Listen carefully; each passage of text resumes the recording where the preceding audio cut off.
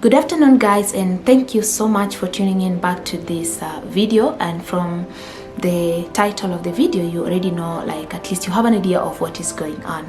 So I will go straight to the point. The reason for me posting this video today is to actually appeal to you guys to stand in support of myself and my family at this very critical time that our dad has to undergo brain surgery.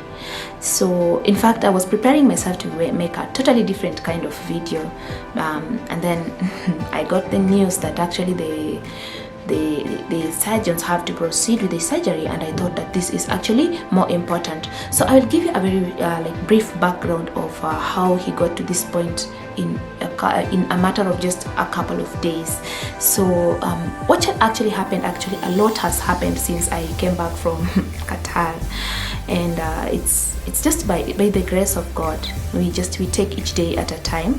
So I came back just right before Easter, and my little sister was kind enough actually to bring Solange all the way from Busia and then to Nakuru, to her place, and then to Nairobi just before I arrived, so that at least when I came, Solange would be able to meet me at the airport. So that was very kind of her. And then she happened to have traveled with her little son, who is now late, unfortunately. And during the Easter holiday or the Easter weekend, everything was fine. And then so on Easter Monday, she traveled back to Nakuru with the son.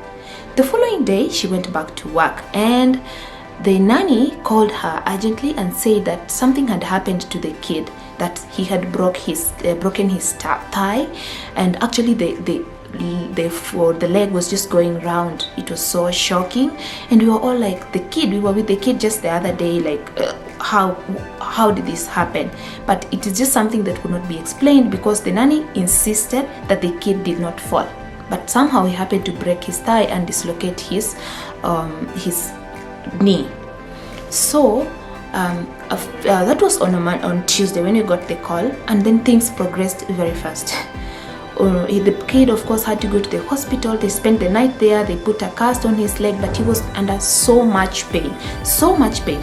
On Saturday morning, at around 5 something, my sister came to the room that I was sleeping in, my other sister, and she was like, the kid is gone.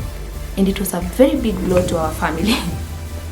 A very big blow, and we were so confused on Saturday morning, like, what happened? We did not know that the situation was that bad. Okay, fine, he broke his leg, his foot, but we thought that he was recovering, but the kid went like that.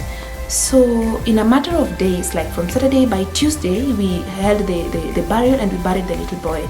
And before the burial, my parents, of course, had to travel from Busia to Nakuru, okay, of course, to attend the burial. My father was okay. He was not okay. He came with my mom, but when he arrived at the house, he was so weak.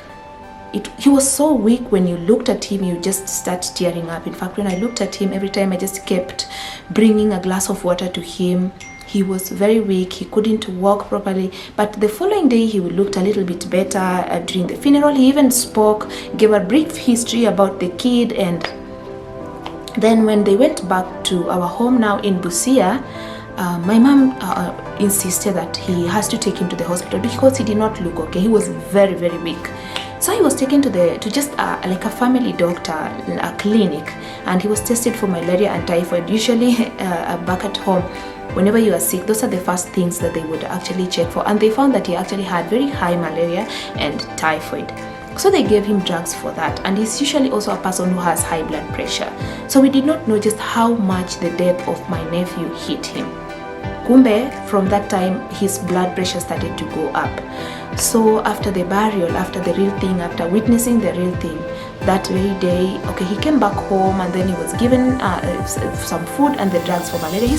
He felt a little bit better, and he was even chatting, and then suddenly he had this very high, very serious headache. Very serious headache, and everyone was confused. But thank God there was an uncle of mine at home who had even driven them to Nakuru for the funeral, who rushed him to hospital. And from that time, when he got to the hospital and he slept, he has not spoken since. He has not opened his mouth, he has not spoken since. So things started to progress very fast again. So in the morning at 7 a.m. my mom calls me. He says, oh, okay, at home you're not okay, your dad was rushed to the hospital, actually he's hospitalized. And we're like, wow, okay, it's malaria and typhoid. So we were waiting for the situation to improve. Throughout the day we're being told he's just sleeping, he's not waking up. We're like, okay, what kind of sleep is this? How can you sleep for more than like 12 hours? But during the funeral, he told us that once he gets home, he will sleep for 3 days. He will rest for 3 days. Long story short, he slept like that. And when the situation, of course, was not improving, he had to be rushed to Bungoma. And everything, we're just very confused. We've been very confused from since, which is just in a span of a week. So he was rushed to Bungoma, I think the day before yesterday, and on arriving there, of course, they ran some tests and they discovered that actually he had a stroke. When he had that serious headache, he had a brain stroke, or like a hemorrhage in the brain. From that time, he has not been able to, he's just there. So right now, as we speak, he's hooked up to machines. He's being fed with tubes. You just know he is in ICU. To cut the long story short, he is in ICU and he needs to undergo a brain surgery. And the bill that we have been given is already more than $1 million Kenya shillings as we speak. So long story short, guys, I am appealing to you, whatever you have.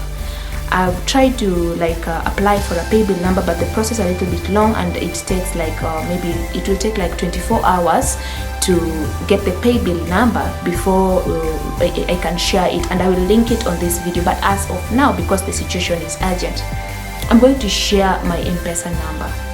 If whatever you have, you can share on M-Pesa. I'm also going to link my email that will link you to my PayPal account or PayPal account. You can also, if you are you don't have access to M-Pesa, you can also use the PayPal number. Whatever you have, a little can go a long way so that we can save his life. To tell you something about my father, he is so generous. Just whenever there is something at home, whenever there is anyone going through a kind of a situation, he's usually the number one to give, and he will never give less than 10,000 shillings. Always, he will just give. He helps so many people, and I'm just appealing to you because he is a patriarch. He's a very respectable person, but right now hooked up to machines. He's also a very good man of God, somebody who really fears God. Apart from the financial support, please also just whisper a prayer for us, because I'm just trying to be really strong, because we have prayed and we are continuing to pray and to trust in God, and your prayers can also really go a long way. So I know that I never really wanted to share my personal details like that, like my phone number or my email online, because of course people are going to misuse that. But just because of the criticality of the situation, I'm going to share it, and maybe if need be, then I will see what to do later. So guys, let me see you there. Let me see your solidarity, your support, and I wish you all the best in whatever it is that you are going through in life. So thank you so much for watching, and share this news with somebody else.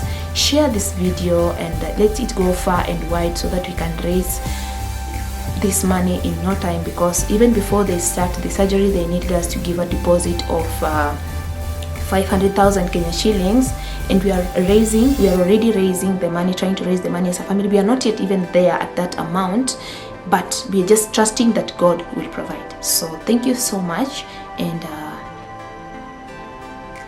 thank you. Bye.